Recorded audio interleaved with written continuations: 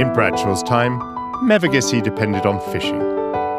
These days it's tourists that bring in the money. Indeed, one place just outside Mevagissey now attracts almost 250,000 people a year.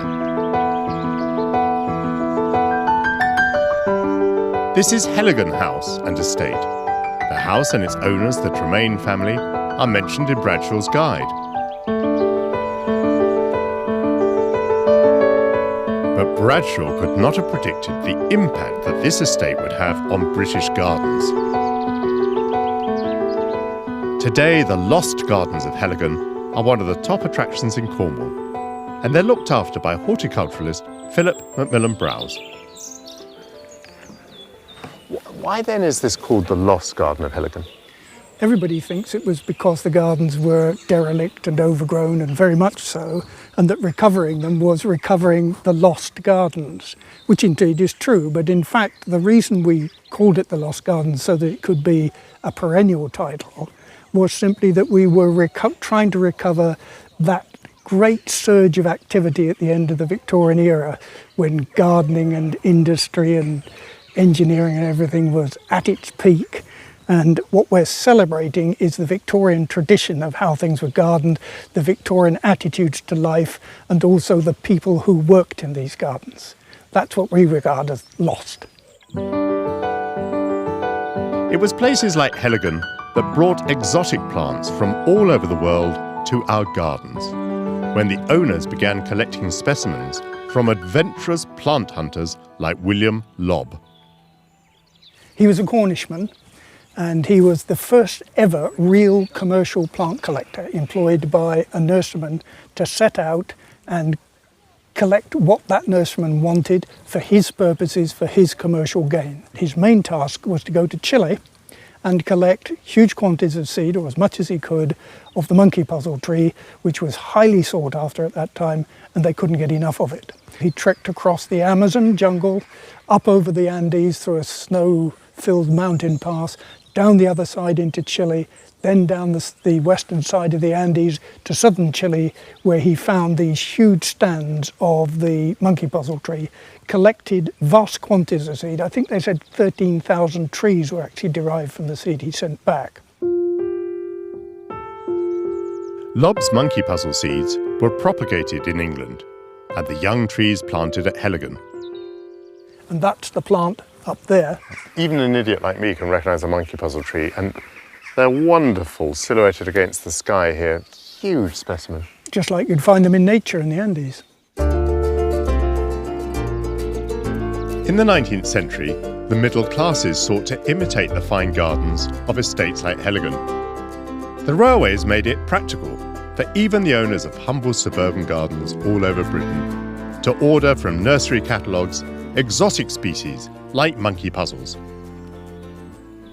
Most of these trees that you see around you are tree rhododendron species that are about 150 years old.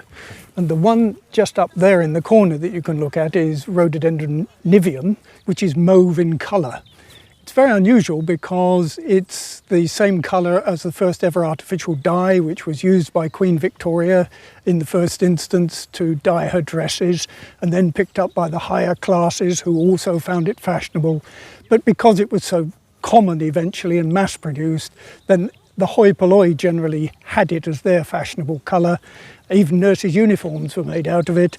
And eventually, of course, if you belonged to the upper classes, you didn't want to be associated with the fashions of the lower classes, so you went round your garden and you eradicated all these plants. So mauve became unfashionable, which is probably, Michael, why you're wearing that colour shirt.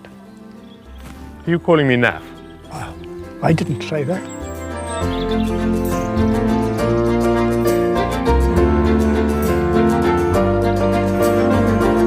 Today, Heligan preserves species from around the world and also sustains an approach to gardening that's little changed since Bradshaw's time.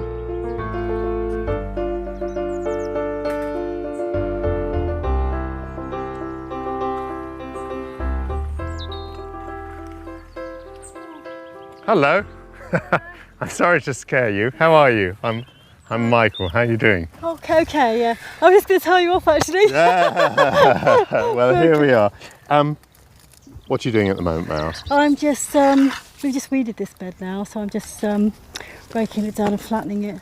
You're doing something very traditional here, which is making sure that everything that's consumed over there in the restaurant is produced on the site. Does that give you a lot of satisfaction? Oh, definitely. So it's nice to have it still the old Victorian way and do things the old-fashioned way, gardening. And so everything here gets done by hands. And you can taste the difference? Definitely. You can smell it as well. Without the Victorian passion for exploration, we wouldn't have the huge range of plants that adorn our gardens today. And without the railways, those delicate specimens could not have arrived swiftly and safely. The building of the Great Western Railway made it possible for there to be long-distance tourism, like railway workers from Swindon spending a week by the seaside in Devon. But it also led to the growth of day tripping and weekend visits, so that people from Bristol and Exeter could spend time by the sea in the Bristol Channel. Weston-super-Mare, perhaps above all other seaside resorts, grew rapidly thanks to the railway. In 1822, it had a population of just 735. By the end of the century, it had shot up to over 20,000. Clearly, they weren't put off by what Bradshaw had to say. Weston-super-Mare. My Bradshaw's guide is not entirely polite about Weston-super-Mare, so I'm intrigued to see what I'm going to find. Bradshaw writes that the receding of the tide leaves a disfiguring bank of mud along the beach, which is a great drawback to the enjoyment of bathing. It says about Weston-super-Mare, at low tide, Weston is disfigured by this bank of mud. What do you think of that? I think it's right. Do you think that is a bit disfiguring? I mean, it's the stones and stuff. Do you not like that so much? It can look very dirty and polluted, but today it actually doesn't look that polluted, but sometimes, yeah, it does. Good afternoon. Hello. Are you visiting Weston-super-Mare or do you live here? We live here. I'm following a very old guidebook, it's 150 years old. And he makes what I think is a rather catty comment. He says the best reason to stay a long time in Weston-super-Mare is because of the attractive places around it. What do you think of that? Do you think that's a bit unfair? Yeah, the actual Weston-super-Mare Central's lovely. I thought you'd say that, you see. Yeah. And the other thing he says is that he thinks the bank of mud that's left at low tide is disfiguring.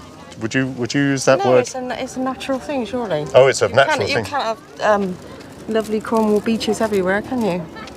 Yeah, and you're saying if it's a natural thing, then you shouldn't call it disfiguring. No, of course not. It's part of Weston. Everybody knows that it's like that down here, but everybody still comes down here, don't they? Wow, you really are loyal to your town. At least Bradshaw is more positive about one local attraction, Burnbeck Pier. He says, the bay sweeps a flat sandy beach to Whirl Hill, having beyond it the rock or island of Burnbeck, across which a new pier has been made with a landing stage for steamers. The pier was still bustling 50 years ago, but severe damage from storms in 1990 made it unsafe, and it was closed to the public in 1994. The only way to appreciate it is by water, so I've tagged along with the RNLI, who used to have a base on the pier. Nigel is one of 24 local volunteers. You've got an RNLI slipway there. You use that sometimes? We don't anymore. That's that got condemned a while back, just sort of feeling into disrepair really. So we now operate on the north side using a new method with tractors and trailers launching on a shingle beach. Does it make you sad to see it in this dilapidated condition? It does. Yeah, it's quite an old pier, and I just about remember it from when I was a wee lad. And to see it like it is now is devastating, really. But my visit to the pier is cut short by a real emergency. You have to get the guys back on here. They want number 2. Thank you. Swansea Coast Guard from Weston, lifeboat number 1. There I was, received proceeding. Out in lifeboat number 1, and a call came through. Luckily we had lifeboat number 2 alongside us, but they had been caught in an emergency. Somebody is drifting in a raft. It's quite a long distance job, so They've got to take the bigger craft, and luckily we had the smaller boat alongside. Hello. Hi, Michael. How are you? Welcome aboard number 2. Thank you very much indeed. Thank you, guys. Thank you. With all that excitement, I'm glad to get my feet back on dry land. That was great. Thank you very much indeed. Bye. Thank you.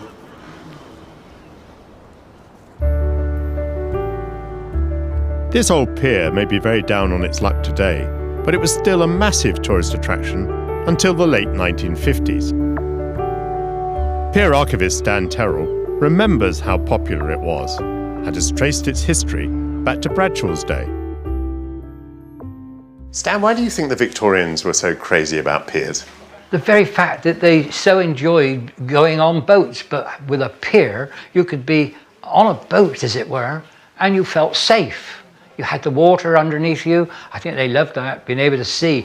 The other thing, of course, with piers, especially in their early days, was it was somewhere where you could promenade. In other words, you could be seen and you could see others. One of the reasons the pier was such a hit was that it was the nearest spot for Welsh people to get a drink on Sundays. Cardiff tourists would pour from the steamers into the bars on the first booze cruises. And paint a picture for me, at the height of the Victorian era, people arriving by steamers, what would it have been like down there on the pier? Bags of excitement, I guess. As many as 13 steamers queuing up to discharge their passengers. When they would have eventually got on the island, enjoying themselves with all the amusements, the helter-skelter. I've heard it said town business people didn't like it really because, of course, all the business was coming into the old pier and very little of that came into the town. Stan, one history of the pier is about pleasure and steamers. Another history of the pier is to do with warfare, is that right? You're quite correct. In 1942, the Admiralty took this pier over. It became then known as HMS Birnbeck, and they staffed it with scientists. They developed the bouncing bomb, but it was only the theoretical work that was done in that instance. I have to stop you there. You're telling me that the bouncing bomb was developed on a pier? Yes, it was, yes. The idea apparently for choosing the pier to put their scientists on was that, first of all, you probably notice how secluded we are, away from prying eyes. And secondly, we have the third highest rise and fall of the tide in the world.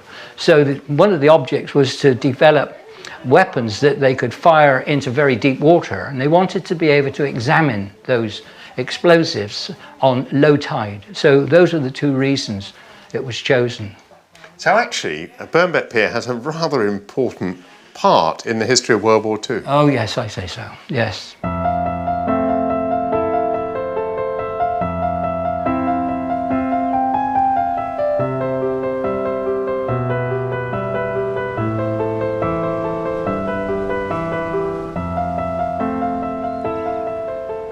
It's a really beautiful day.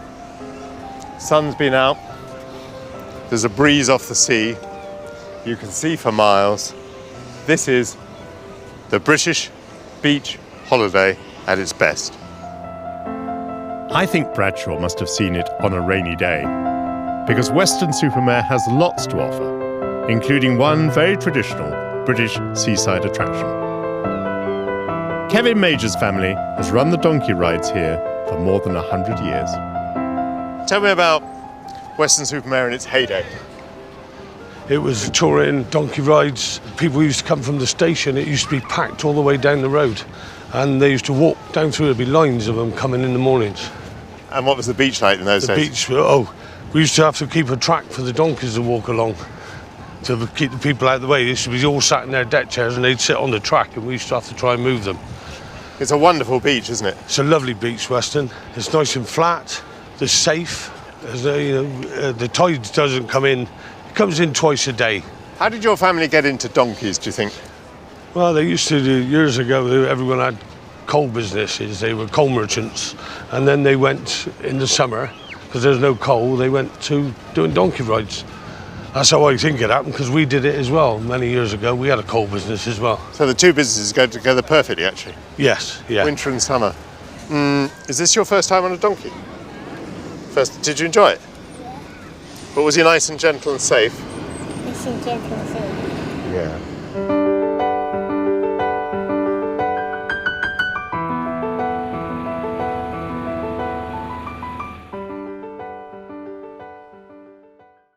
Bradshaw's guide says there are about 25 silk mills at present. That was one mill for just over every 1,000 residents. The wealth they generated led to some extraordinary acts of civic generosity, including a new park for the city of Derby. And Bradshaw notes that in Derby, not far from the station, is the new Arboretum of 16 acres, laid out in 1840 by Loudon and given to the town by Joseph Strutt Esquire, a noble gift estimated at £10,000, with a couple of Elizabethan lodges and entry gratis on Wednesdays and Saturdays. A noble gift indeed. Having made their fortune in textiles, the Strutt family wanted to give something back. At first, entry was free 2 days a week, but from 1882 there were no charges on any day. For the first time, the working classes could enjoy landscaped open spaces previously the realm of the nobility. It's a lovely park. It's got a beautiful topography. He's shaped the land. He's put in terrific trees. It's decorated with urns, fountains, follies. Very Victorian and very, very lovely.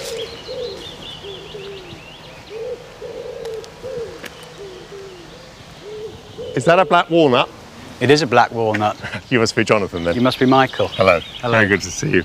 Jonathan Oakes, a tree specialist, plays a key role in the continued restoration of the Arboretum. This park is pretty historic. How important is it in history? Well, we think it's Britain's first public park, laid out in 1840 and given to the people of Derby in 1840. Laid out by Loudon. Who was he? Loudon was a prolific author and a gardener, a landscape architect. He wrote a book, Arboretum Britannicum, which explained all the trees and shrubs that were available in the world at that time. By the way, why is it landscaped in the way that it is? That's unusual. The mounds are there to give a sense of privacy so that people on the other side of the mound don't necessarily know that you're there. It makes the place look bigger and feel bigger. Oh, it really is strikingly unusual, isn't it? Today we're used to landscape gardens. But Loudon's design was revolutionary at the time. The winding paths, ornamental flower beds and isolated trees were designed to educate people about plant specimens. He even labelled them, an idea later copied by Kew. Was this meant to be a place of leisure or a place of education? Well, this is the interesting thing. The benefactor, Strutt, wanted a place where people could relax and enjoy themselves. But Loudon, the scientist, wanted a garden, a collection, somewhere that was scientific and educational. So inevitably there was some kind of a compromise between the two. Thank you so much, and bye-bye. In an age when religion and a sense of duty were powerful influences, many entrepreneurs like the Strutts spent part of their massive new fortunes for the public good.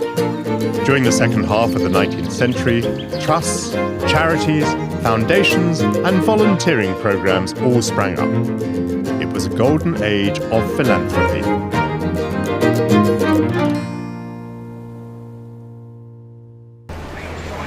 As I came into Brighton, I was very struck by how far the town has extended. The houses sprawl across the neighbouring hills. And this station is vast.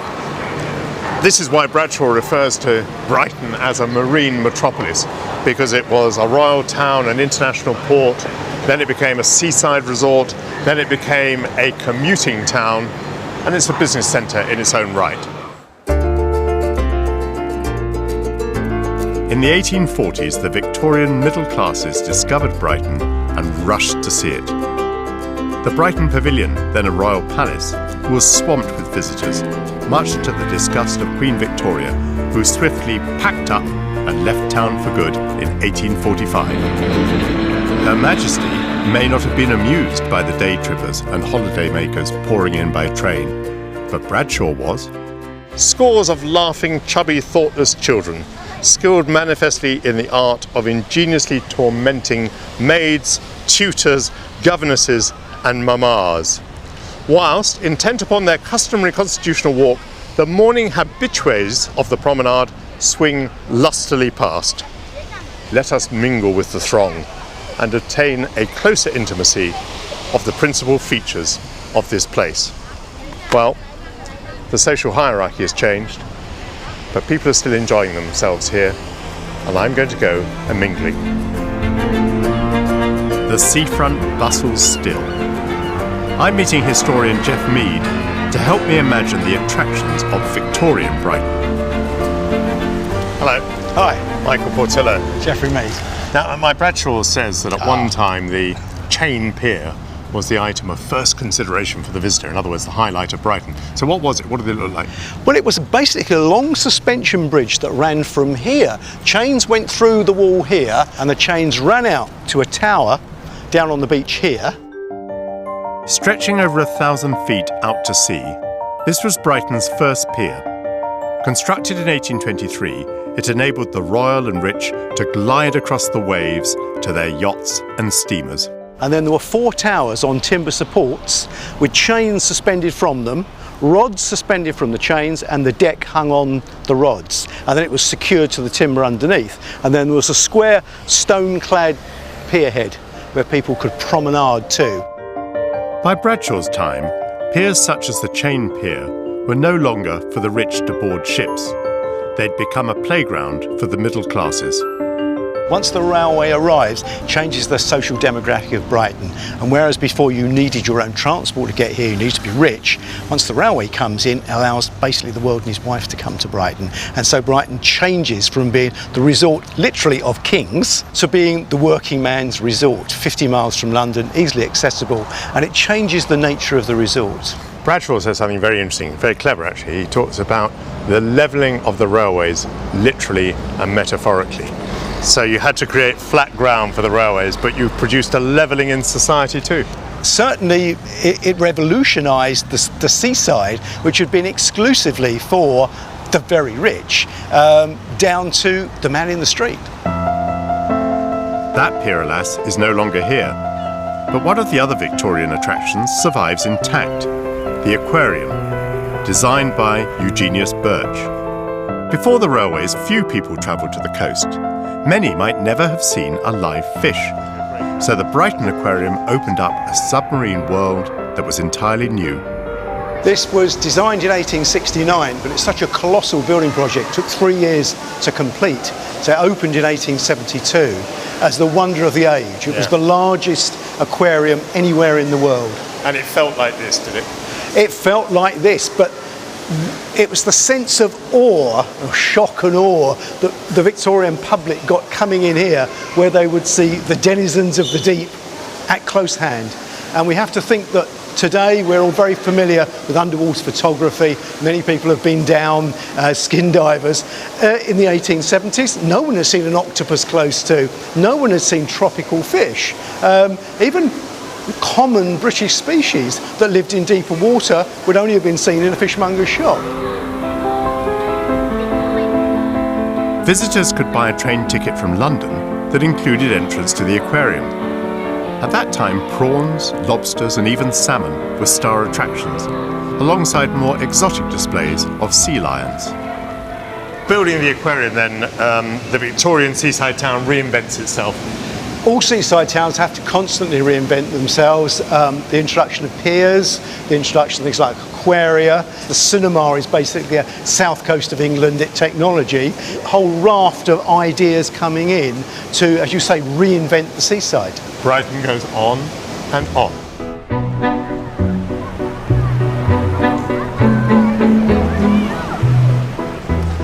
Brighton developed pioneering seaside attractions.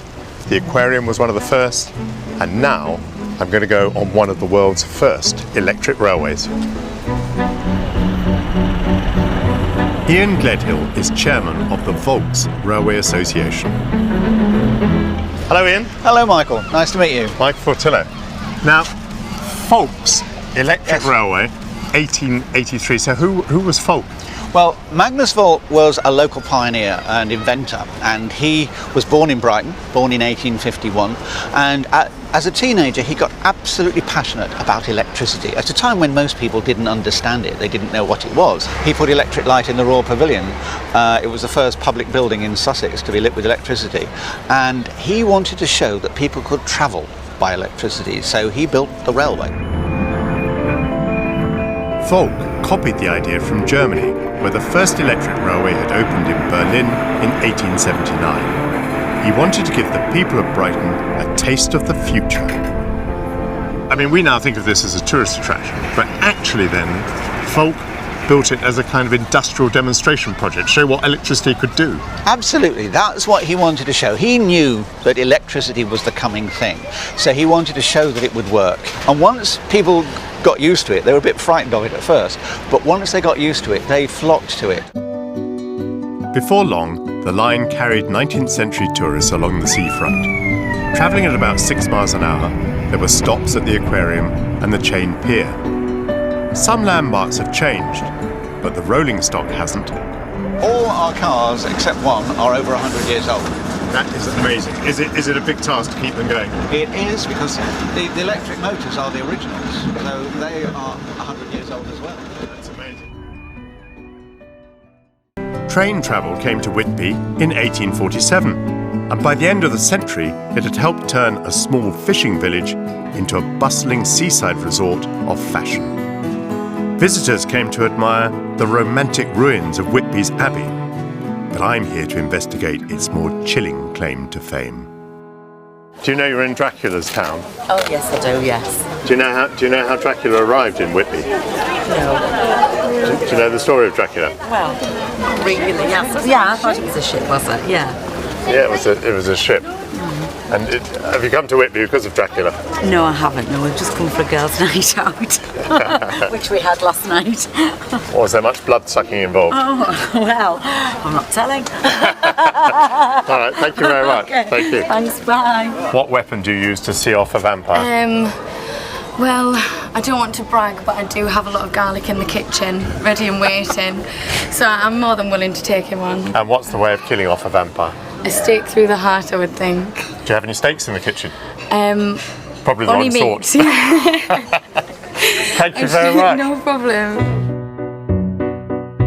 Bram Stoker's Dracula, published in 1897, recounts how solicitor Jonathan Harker and other innocents fall victim to the terrifying vampire count. Stoker used Whitby as the location for some of the book's most dramatic scenes. Famously, Dracula arrived by ship from Transylvania here in Whitby. What's less well known is that Jonathan Harker writes of one of his first encounters with the Count in his castle. I found the Count lying on the sofa, reading of all things in the world, an English Bradshaw's Guide. It's not reassuring that Dracula and I share the same taste in books. As the rain descends, I need no convincing that this is a perfect setting for a tale of horror. Welcome to Whitby. Ideal weather for my terror tour with Harry Collett. If I were a betting man, I would wager that you know something about Dracula dressed like that.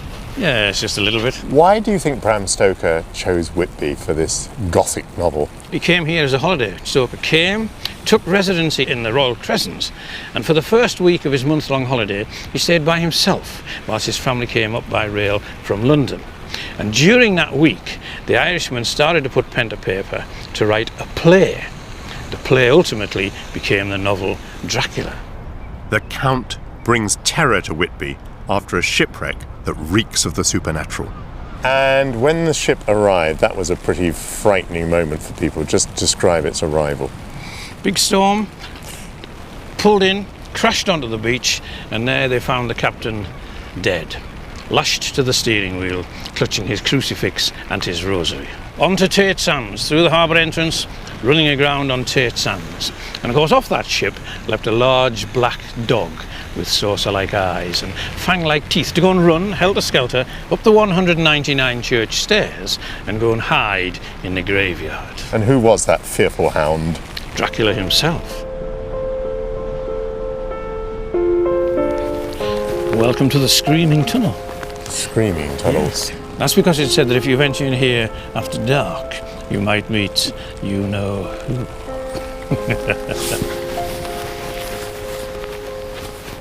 Well, we did say to you that this was the Screaming Tunnel. So after 3, I would like you to fill your lungs and have a good, long scream. You must be joking. I'll get arrested for that, won't I? I doubt it. Okay, here goes.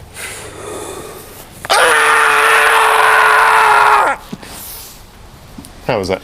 Excellent. I feel better for that. Another fantastic view of Whitby. That's beautiful. It is. It's one of the best views in the town, this. One of the first times we meet Dracula in the novel, he is actually reading Bradshaw's timetable, isn't he? What's he doing? He's working out how to get the 50 coffins of earth, which he brings with him from Transylvania into Whitby, how to get them down to the railway station in Whitby to catch the 9:30 express to London, which will get him there at 5:30 the following afternoon. Even to the undead, Bradshaw's railway timetables were indispensable. The last stop on my Dracula tour is also where I shall spend the night. Oh, pretty blowy out there. The Royal Hotel. Bram Stoker used to write here, is that right? He did indeed, yes. Yes, he was in one of our reading lounges upstairs. That's now guest accommodation. And where am I staying? You're in room 101, which is on the first floor, sir. 101. Have a wonderful stay with us. And will I sleep well? You sleep very well. Thank you. Bye. Thank you. Built around 1850, the hotel is described in my Bradshaws as splendid, containing warm baths and every convenience for the accommodation of visitors. From this cliff-top site, Stoker could plot Dracula's nocturnal flits around Whitby's impressive topography. Ah, the famous view. And here I shall stay until midnight.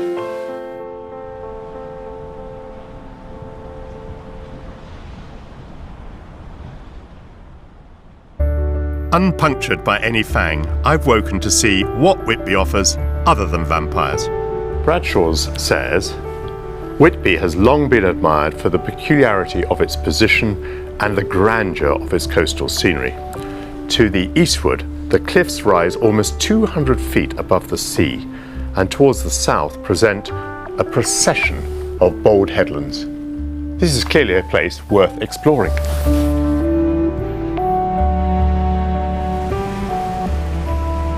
Early railway travellers were attracted by the views, no doubt, but many came determined to acquire precious souvenirs with the highest possible seal of approval. One item that Victorian tourists latched onto was jet, a black gemstone that could be carved into jewellery, which, after the death of her husband Prince Albert, became very popular with Her Majesty the Queen herself. Jeweller Chris Sellers will show me where to look for jet, a search that's continued since Bradshaw's day. Interesting journey down here. Down the cliff, absolutely. What is jet? It's a fossilised monkey puzzle tree, actually, Araucaria. 180 million years ago, these were laid down, and under the pressure, obviously, have turned into the black magic. I think of precious gemstones as coming from the heart of Africa. Are there many in Britain? There's only 2. There's obviously Blue John from Derbyshire, but jet is so highly prized, and going back to Victorian days, was sort of made and used in extensively in jewellery. The only jet to be found in Britain is on the coast near Whitby. The Victorian fashion for black jewels created a huge demand for this rare stone, and jet hunters combed the shore. How did the Victorians quarry it, if that's the word? They weren't very eco-friendly, I'm afraid. And there's some evidence at certain times you can see here where they've been drilling and they actually use explosives on these cliffs. Where do you find it today? The material today is largely sort of beach-combed. There's some small seams that sort of appear in the cliffs, but we've got people that's collecting it all the time out on the beach. Can you see any jet in the cliffs nowadays? Yeah, there's just evidence of a few sort of collectors that have been down here following some very, very thin, small seams. It's actually harder to see when it's wet. But back of that there, you can see a very, very thin seam. It's lovely the way it glints in the bottom there. Yeah, it's beautiful stuff. In Bradshaw's epoch, Whitby had 200 jet workshops. Only a few remain, including Chris's, established in 1860. Morning. So what do you do? I'm making some rings at the moment. Yeah. Just a matter of cutting the piece of stone to size. Just show me you've got 10 fingers. Okay. You have. These are some antique pieces from a collection. I'm noticing that the Victorian taste is for very big pieces. They were very bold in what they actually did. Jet was a material that enabled this to happen because it's so light. You know, there's no weight to it at all. No, none at all. It was interesting that jet actually found its way to the Great Exhibition in London in 1851, where some sort of important orders were actually gained by the local manufacturers. Again, that's the kind of thing that helped put Whitby on the map. Without the railways, that really wouldn't have been possible. Chris has one last marvel to show me. The largest piece of Whitby jet ever found. It's absolutely beautiful. It's absolutely enormous, isn't it? Looking at the edge though, you see this, it's total gem quality all the way through. An interesting part about it is on this side you can see there's all the ammonites that actually were crushed when the branch actually sort of went down. Covered in tiny little fossils, all the way across. The whole length of it. When trains first puffed into Harrogate in 1848, they transformed the town. Within 50 years, this exclusive spa had become hugely popular with the middle classes. Bradshaw remarks of Harrogate, amusements are not wanting. There is a race course and libraries and collections in natural history. In 1835, the original little pump room was superseded by the present splendid building, which affords a pleasant promenade and a library for the literary lounger. Balls and concerts are frequently given here throughout the season. Harrogate has always stood for refinement, and in my view, it still does. The biggest draw, though, was the spa waters. In Bradshaw's age, most people came for medical reasons. My guidebook says, to delicate constitutions, it has often afforded relief when stronger remedies have failed. It avoids mentioning that Harrogate was also known as the stinking spa. Even before I switch on the tap, I can smell very strong sulphur.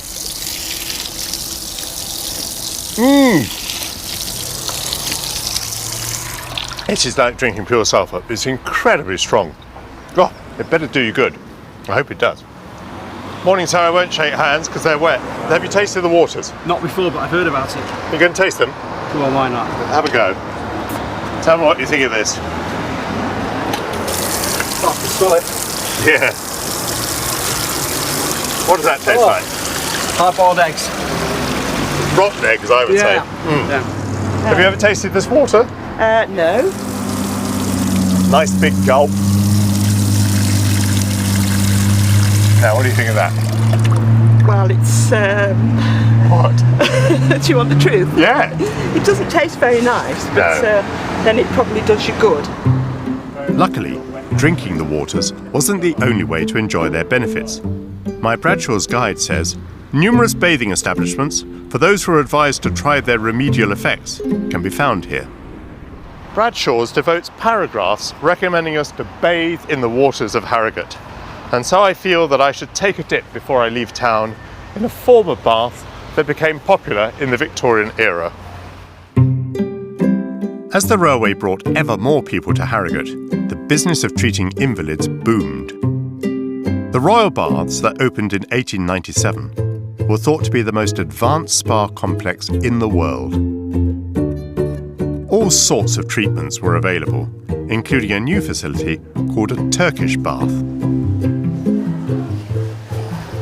Hello. Kit for one, please. All this. All for me, thank you. In Bradshaw's Britain, Turkish baths had become all the rage. Historian Dr. William Gould is an expert on this Victorian fad. So for the uninitiated, explain the difference between a Turkish bath and a regular public bath. Right, well the Turkish bath essentially is based on the principle of different rooms which you move through from a cool room into progressively hotter rooms. And the idea is that you go through a process of sweating. How was it that we got Turkish baths in Britain? Well, the great promoter of the Turkish bath in the mid-19th century was the Scottish diplomat David Urquhart, who had spent quite a bit of time in the Ottoman Empire on diplomatic missions. The Turkish bath it had a kind of political and social agenda attached to it, particularly from the point of view of David Urquhart, who was a strong Turkophile and wanted to promote aspects of Ottoman culture. Urquhart hoped that the baths would encourage support for all things Turkish and introduce a new style of public bathing, based on ambient heat rather than immersion in water. Because we have to remember that in these days, most people didn't have baths in their homes, and so in any case, public baths were a common institution. Yes, yes. And also there was this notion that actually air is much cheaper than water, and therefore sending somebody to a Turkish bath to sweat out their filth was obviously cheaper than just immersing themselves in water. There was quite a lot of medical literature discussing the benefits also of sweating as a form of, in a sense, cleansing oneself and using the methods of the Turkish bath as opposed to what was seen as the slightly grubby sort of ways in which the English continue to wash themselves. Do you think the railways help people to enjoy baths? I mean, if they didn't have a Turkish bath where they lived, they could presumably travel to these exotic places. Yes, what we see is a massive increase in the number of tourists as a result of the railways. Not so many people were diverted away from Harrogate to the seaside resorts as they were from the other spa towns, such as Bath and Leamington. So Harrogate really flourished, I think, as a result of the coming of the railway in 1848. It's a very nice place to relax, so I'll let you take your ease. Thank you very much. Thank you so much. At their peak, there were around 600 Turkish baths in Britain. Few remain today. This one has been restored recently and is now doing a roaring trade. Hello ladies, what brings you to the baths at Harrogate? We're here for a hen weekend. A hen party? Has any of you ever been to one of these baths abroad? Maybe Turkey? Yeah, I went to one in Turkey, but it wasn't actually like this. It was a little bit different. There was stone slabs and you kind of lay there for a long time and then got loofah'd by a big man. Are you missing the big man with the loofah? Not particularly, no. I'm happy here. The Victorians could be rather pompous. The line to Margate. This has been called the pleasure line, and certainly the beauty of the country traversed by its trains justly entitle it to that distinguishing appellation. Its iron roads and branches intersect Kent in all directions, affording the inhabitants of the great metropolis facilities of visiting the numerous watering places on its coast. In modern parlance, that means this is the line to sun, sand, sea, and fun.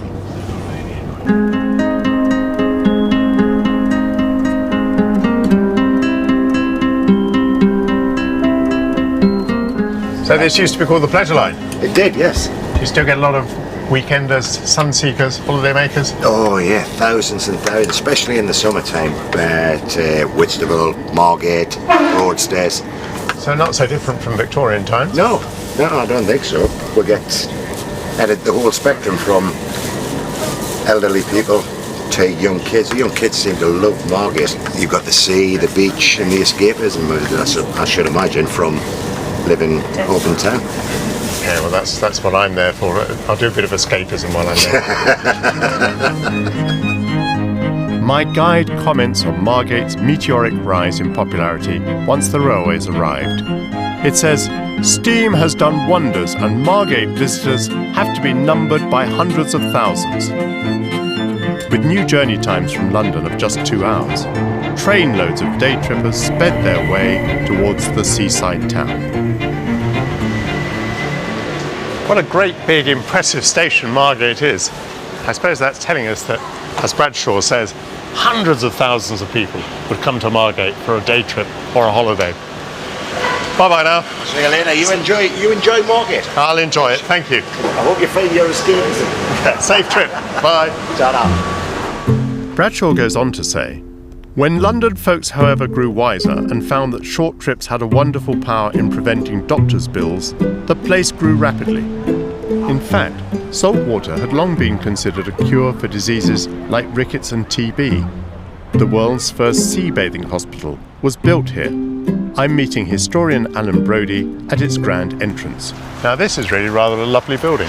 Well, this is the sea bathing hospital. The committee to establish it was founded in 1791, and there was a small building here opened in 1796. Now the magnificent thing we're looking at is a reconstruction of the mid-19th century. Who are these patients exactly? Well, they are children from poor backgrounds who this charitable committee have brought down, firstly on sailing boats and then in steamers, to be treated here, and they're suffering from the whole range of tuberculosis, as well as probably diseases that are essentially poverty related. The upper classes also came to Margate to bathe, and even to drink the curative seawater. But rather than visiting the hospital, they took a dip in the sea in a private contraption that it's claimed was developed here, the bathing machine. The bathing machine, when and where does that originate? The first bathing machines probably date from the very early 18th century, and Margate has a special part in the story because it takes the simple bathing machine, essentially just a cart drawn into the sea by a horse, and puts a strange concertina-shaped canvas cover at the back of it, so that if you're a lady or a gentleman who wanted to have a bit of privacy, you could come down the steps from your bathing machine and have a little swim inside this. It was effectively a little private bath in the sea under this strange canopy. Our ancestors didn't care to swim as we do today. They savoured a ritual which grew up around the bathing machine. You would come out of your lodgings, you would go to little bathing rooms on the high street where you'd sign your name on a blackboard and you would wait for a bathing machine to be ready. You'd come down into the bathing machine where you would be provided perhaps with some kind of costume, or you may have some costume of your own, and perhaps some towel to dry yourself with. You would change inside this bathing machine, which apparently always smelt like rotting carpet, that kind of horrible sort of smell. Poor horse dragged the machine into the sea, and then you went down the steps and bathed in under this sort of canvas canopy in privacy. Or if you were a bit more adventurous or felt you could swim, you could actually come out of the canopy. From the mid-19th century, the railways transported a new wave of working-class visitors to Margate, who entered the sea not to improve their health, but for pleasure. The Victorian period is a transitional period between the Georgian period and the 18th century, where people drank seawater, bathed, dipped in the water. And by the Victorian period, you're beginning to get that system of using bathing machines to be dipped in the water from. It's being transformed into the beginning of the swimming and the beach holiday culture that we would much more recognise today. By the end of the 19th century, so many people were catching the train to the beach that the cumbersome bathing machines made way for the more practical swimming costume. The railways made the British seaside holiday a part of national culture, and it clings to its position to this day. I wish I had more time here. Bradshaw says a week may be delightfully spent exploring the fairy-like nooks around Fairlight Glen, situated in a sweet umbrageous spot, down which by narrow winding steps hewn out of the solid rock, one only can descend at a time. I'm here to discover a Victorian craze. My guidebook displays symptoms of fern fever, an obsession with feathery green plants that gripped the Victorians for several decades. Fairlight Glen, with its secret forests and abundant ferns, captured the Victorian imagination. I'm meeting garden historian Dr. Sarah Whittingham to discover why. Sarah, hello. Hello. Good to see you. Why did the Victorians have such a passion for ferns? It was the heyday of natural history. So if they weren't hunting for ferns, they were out tapping rocks with hammers, trying to find fossils, or catching butterflies, or looking into rock pools, that sort of thing. It was the first time really that you got the middle classes who had villas and houses in the centre of town, and they had a small garden that they wanted to fill with plants and flowers. Ferns were seen as magical plants, with some believed the power to make you invisible. Books identifying almost 2,000 varieties were published to aid the fern-mad Victorians. The craze even had a name, pteridomania. The railways enabled amateur collectors to widen their hunt for specimens, and a fern by mail order business developed. Funlight Glen really is pretty, isn't it? And I can just imagine Victorians getting on the railways and coming to, remotish spots like this, looking for their ferns. That's right, but they didn't have to come out to these places. They could just buy their ferns from nurseries, and the nurseries would use the railways to send the plants to the customers. So the middle classes could buy whatever they needed for their gardens. They could buy their ferns from a professional fern tout, and they certainly used the railways. They would come out to places like this. They'd ransack the countryside. They'd send up huge amounts of ferns in hampers up to the towns. They'd follow them up, and then they'd tout them from door to door, or they'd sell them on street corners. So this amazing craze was helped on by the railways. Oh yes, definitely. But all those Victorians hoping to recreate a slice of country life in their urban houses found it to be harder than they thought. So when Victorians take all their ferns back to their homes and their gardens, do they thrive in the city? Well, no, that was the major problem. Of course, Victorian cities were very polluted places. So luckily, a doctor in the East End of London, Nathaniel Bagshaw Ward, who was a very keen fern grower, found a way of successfully growing ferns. He invented what became known as the Wardian case. Which was, what, a little kind of conservatory? That's right, like the terrariums that became very popular in the 1960s and 70s. And they came in all shapes and styles, all sizes, and it became the thing to have in your drawing room in the 1850s. Fern fever took root, and feathery leaves made their appearance on wallpaper, teacups, and chamber pots. Even in architecture, they adorned columns and railings. This Caledonian sleeper will take me, as no road can, just 7 miles along the track to Corroor. We're passing through a forbidding landscape, but one in which Victorians nonetheless created a lucrative industry. My Bradshaw's guide says that the deer shootings of this county are worth £70,000 a year. Vast tracts are preserved for deer stalking. Well, the sums of money may well have changed, but this is still deer stalking country.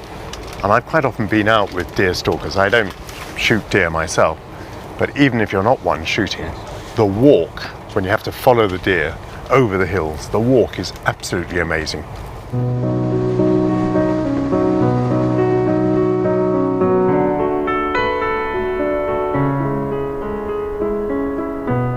At over 1,300 feet, Corroor is the highest mainline station in the UK. It was built to serve the nearby estate, so despite its remoteness, the rich and powerful could enjoy the king of sports. Estate owner Sir John Sterling Maxwell took advantage of the new line to create with his hunting lodge a rural paradise for the ruling class.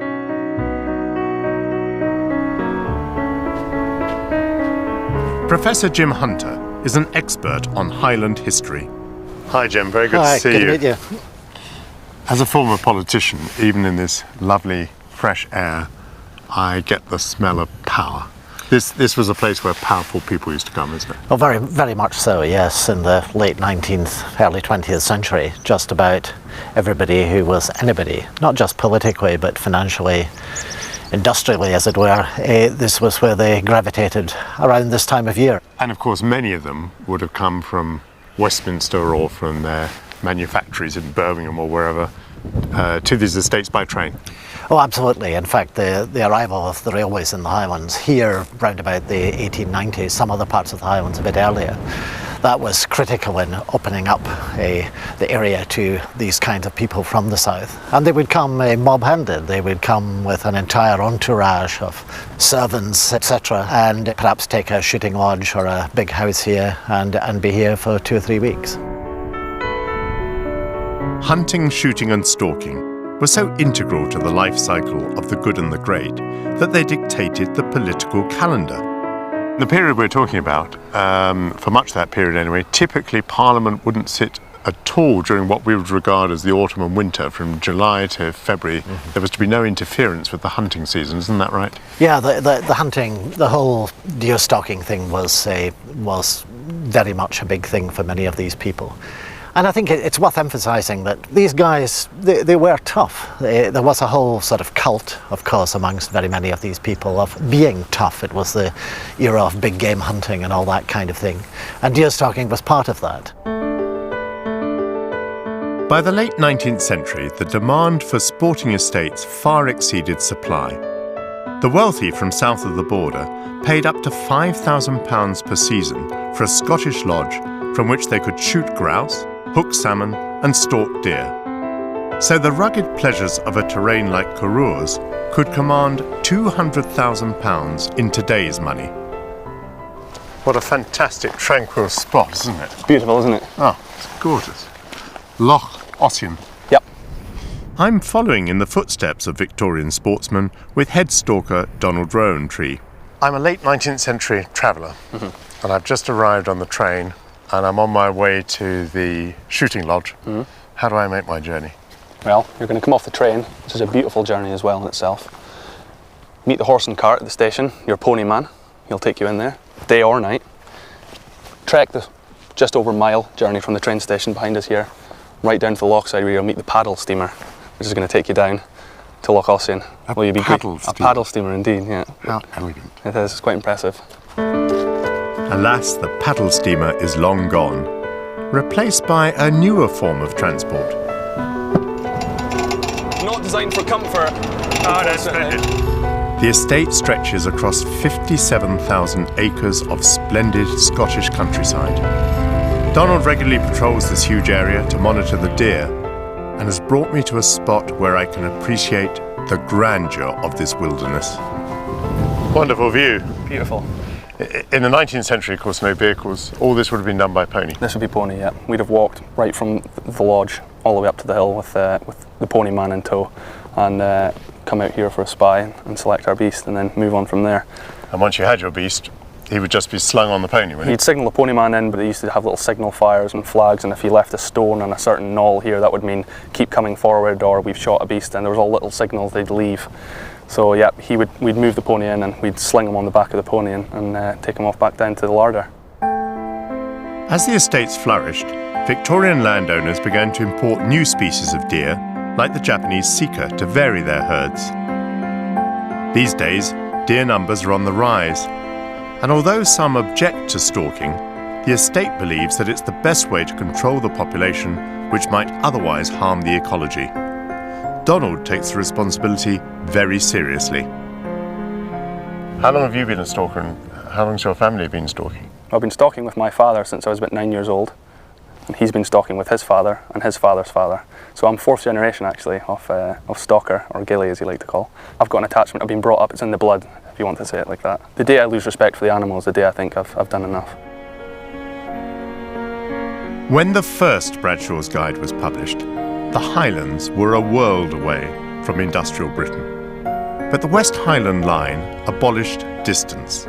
Whisky flowed down its tracks to the south, and overnight sleepers disgorged stalkers and anglers.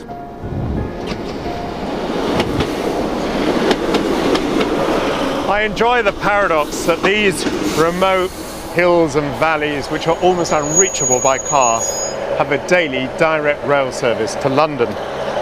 The trains that now bring hardy walkers used to bring men of power, and indeed they still do. So that the Highlands, whilst quiet, are certainly not any kind of backwater.